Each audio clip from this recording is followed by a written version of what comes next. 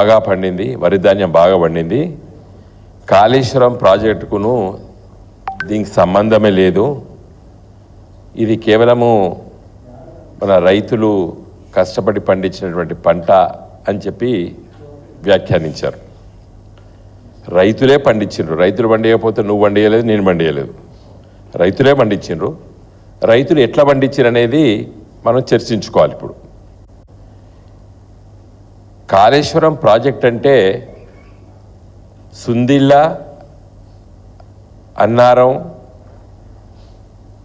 మాత్రమే కాదు, మేడిగడ్డ మాత్రమే కాదు. మేడిగడ్డ కుంగిన మాట నిజమే, అన్నారం, సుందిళ్ళ, అదేవిధంగా మేడిగడ్డలో ఈసారి పంపింగ్ చెయ్యని మాట నిజమే. అయినా బాగా పంట పండింది కాబట్టి కాళేశ్వరం ప్రాజెక్టు దండగా అని చెప్పి ఆయన చెప్పదలుచుకున్నాడు. ఏది తెలంగాణ ప్రజలకి, యావత్తు ప్రపంచానికి. నేను ఒకటే సూటి ప్రశ్నిస్తున్నా, వర్షాలు బాగా పడిన సందర్భంలో ఈ 3 బ్యారేజీలు కేసీఆర్ ముఖ్యమంత్రి ఉన్నప్పుడు కూడా ఉపయోగించలేదు. కేసీఆర్ గారు ముఖ్యమంత్రి ఉన్నప్పుడు కూడా బాగా వర్షాలు పడ్డప్పుడు ఈ 3 బ్యారేజీలు ఉపయోగించలేదు, పంపులు ఆన్ చేయలేదు. ఎప్పుడంటే కరువు కాలం ఒకటి, వర్షాలు తక్కువగా పడ్డప్పుడు ఒకటి, మూడో ముచ్చట ఏంటంటే రబీ అంటే యాసంగికి నీళ్లు తగ్గుతాయి, చెరువులలో, కుంటలలో, బోర్బాయిలో తగ్గినప్పుడు ఫిబ్రవరి, మార్చ్, ఏప్రిల్ మాసాలలో మరి గోదావరి ప్రాణహిత ప్రవహిస్తుంది కాబట్టి ఇంతో దాన్ని లిఫ్ట్ చేసి మళ్ళీ నింపి మళ్ళీ పంటలో పండే విధంగా స్టెబిలైజ్ చేయాలని చెప్పి ఈ కాళేశ్వరం ప్రాజెక్టు ఒక ముఖ్య ఉద్దేశం. బాగా వర్షాలు పడ్డప్పుడు కేసీఆర్ కూడా ఆన్ చేయలేదు మోటార్లు, మేడిగడ్డ నుంచి లిఫ్ట్లు చేయలేదు. చరిత్ర అది. ఈ ప్రాజెక్టు ఉద్దేశం ఏంది? మేడిగడ్డ, అన్నారం, సుందిళ్ళ కింద ఉంటాయి, మీద ఎస్ఆర్ఎస్పిలో నీళ్లు లేనప్పుడు, లేకపోతే గోదావరి మహారాష్ట్ర నుండి ఎక్కువ ప్రవాహం రానప్పుడు కింద ఉన్నటువంటి ప్రాణహిత నీళ్లు పోయేదాన్ని లిఫ్ట్ ఇరిగేషనే ఈ కాళేశ్వరం ప్రాజెక్టు ఒక ముఖ్య ఉద్దేశం. మరి అది కూడా అవగాహన లేదు మన ముఖ్యమంత్రి రేవంత్ రెడ్డి గారికి. నేను ఒకటే అడుగుతున్నా, రేవంత్ రెడ్డి గారు వర్షాలు బాగుపడ్డప్పుడు కేసీఆర్ కూడా దాన్ని ఉపయోగించలేదు. ఈ ప్రాజెక్ట్ ఒక ముఖ్య ఉద్దేశం ఏంది? తెలంగాణ డెక్కన్ పీఠభూమి, ఎత్తైన ప్రాంతంలో ఉన్నది తెలంగాణ ప్రాంతం మొత్తము. గోదావరి నది అది ప్రవహించేది చాలా మీన్ సీ లెవెల్కి లోయర్ లెవెల్లో ప్రవహిస్తుంది. దాన్ని లిఫ్ట్ చేయడమే ఈ ప్రాజెక్ట్ యొక్క ఉద్దేశం. ఎల్లంపల్లి నుండి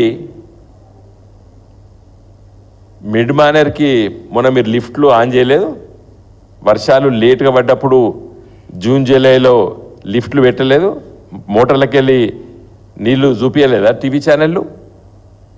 తర్వాత వర్షాలు పడ్డాయి, మీరు కూడా ఆన్ చేసిండ్రు ఎల్లంపల్లి నుండి మిడ్ మానేర్కి, కానీ వర్షాలు తర్వాత పడ్డాయి, ఆఫ్ చేసినాం.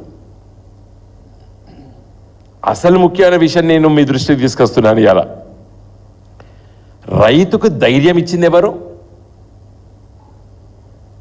గత ప్రభుత్వం, తెలంగాణ ఉద్యమ నేత కేసీఆర్ గారు. తెలంగాణ సాధించిన తర్వాత తన దృష్టి మొత్తం కూడా తెలంగాణ రైతులకి విశ్వాసం కలిగించాలి, నేను వ్యవసాయం చేసి బతకాలి, నేను పంట పండించాలే అని ఆ విధంగా పనిచేసే విధంగా ధైర్యాన్ని ఇచ్చింది కేసీఆర్ గారి ప్రభుత్వం, గులాబీ జెండా. ఇలా నిన్న మీరు సంతోషపడ్డారు, అబ్బా ఇన్ని మెట్రిక్ టన్ల ధాన్యం పండిందని. మరి మీరు తట్టెడు మట్టి కూడా ఎక్కడ తీయలేదు కదా, తట్టెడు మట్టి తీసారు మీరు ఎక్కడన్నా? 1 మెగావాట్ కరెంటు ఉత్పత్తి చేసిరా మీరు ఈ ఏడాది లోపట? చేయలేదు. మరి పంటలు ఎట్లా పండినాయి? మీ పాత్ర లేకుండానే పండింది కదా ఈ పంట. మీరు ఎందుకు సంతోషపడుతున్నారో నాకు అర్థం కాలేదు. సంతోషం ఎప్పుడు పడాలి? నేను ఇది సాధించిన నువ్వు ఇట్లా వచ్చిందని సంతోషపడాలి. యాజ్ ముఖ్యమంత్రిగా సంతోషపడండి, తెలంగాణ బిడ్డలు ఇంత మంచి పంట పండించిందని. అది మీ ఖాతాలో వేసుకున్నట్టు సంతోషపడడం కరెక్ట్ కాదు. ఒకే విషయం చాలా సందర్భంలో మేము గణాంక లెక్కలతో సహా చెప్పినాం. 2014-15లో తెలంగాణ రాష్ట్రం ఏర్పడ్డది. ఆ రోజు 43,77,000 ఎకరాలు సాగులో ఉండే. మరి ఈరోజు దాదాపు 65 లక్షల దాకా పోయింది. డబుల్ అయిపోయింది విస్తీర్ణ. ఇది మీరు నేను చెప్పాల్సిన అవసరం లేదు. ఏ ఊర్లో పోయినా అరే కంచెలు అవపడతలేవురా, గొడ్లకు మేయడానికి భూమి లేకుండా చేసిండు కేసీఆర్, మొత్తం దున్ను పడేస్తాను. ఇలా భీమదేవరపల్లి మండలంలో నేను ఒకసారి అట్నుంచి పోతుంటే ఒక చిన్నపాటి ఒక ఎత్తైన ప్రాంతం, మన బోర్డు అంటాము గ్రామాల అక్కడ సాఫ్ చేస్తాడు. నేను కారు ఆపుకొని పోయిన, గిగిడందుకు సాఫ్ చేస్తున్నామంటే, సార్ నీళ్ళు వచ్చినాయి కదా ఒక మోటార్ పెడితే అక్కడ నేను నాటేస్తాను. అరే గుట్టల మీద నాటెట్లేస్తావా ఏంది ఇది అని నేను చెప్పిన. మీరు చూడొచ్చు భీమదేవరపల్లి మండలంలో పోతే అవపడుతుంది. మెయిన్ రోడ్ మీద హుస్సాబించే భీమదేవరపల్లి పోతుంటే. అంటే రైతులు అప్పటి వారికి ఉపయోగించని భూములన్నిటిని కూడా సాగులోకి తీసుకొచ్చినటువంటి విషయాన్ని, అదే పెద్ద గణాంక లెక్కలు ఇలాంటి లెక్కలు చెప్పాల్సిన అవసరం లేదు.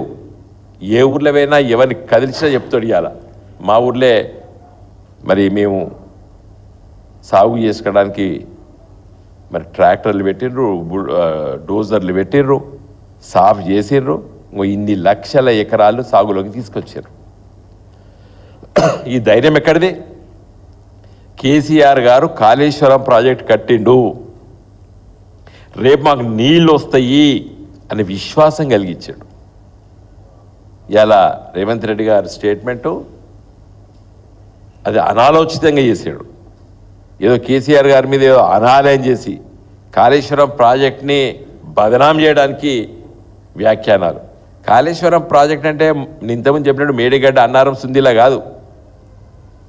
మీ ప్రాణహిత చెవెల్ల అని చెప్పి రాజశేఖర రెడ్డి గారు ఏదైతే పునాదిరా వేసిండో దాన్నే చాలా పెద్ద ఎత్తున ఆలోచించినాం, తెలంగాణ కళ్ళతో చూసినాం. ఆనాటి కాంగ్రెస్ ప్రభుత్వము రాజకీయంగా చూసింది.